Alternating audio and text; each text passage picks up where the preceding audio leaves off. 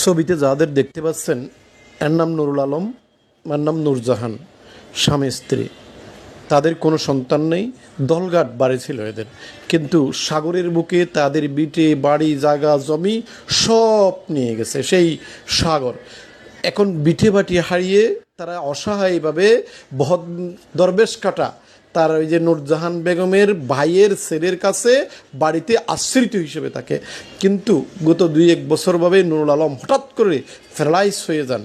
তারপর থেকে তাদের সংসারে নেমে আছে করুণ অশান্তি, করুণ অসহায় তাদের এই জীবন। এখন একজন মহিলা কিভাবে তার সংসার চালাবে, কিভাবে কাজ করবে?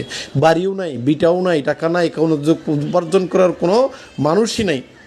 তার নূরজাহান বেগমের ভাইয়ের ছেলের বাড়িতে আশ্রিত অবস্থায় থাকে।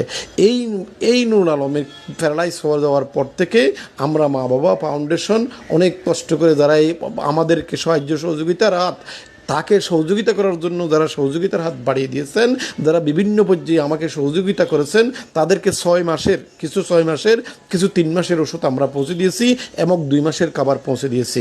সম্মানিত বন্ধুরা, যারা আমাদেরকে তাকে এই যে নুরুল আলমকে অসহায় বাবাকে সাহায্য করার জন্য, তার প্যারালাইজ বাবাকে সাহায্য করার জন্য যারা সহযোগিতার হাত বাড়িয়ে দিয়েছেন, বিভিন্ন মাধ্যমে সহযোগিতা করেছেন, তাদেরকে আমাদের মা বাবা ফাউন্ডেশনের পক্ষ থেকে, আমার পক্ষ থেকে আন্তরিক ধন্যবাদ এবং অসংখ্য শুকরিয়া আদায় করছি।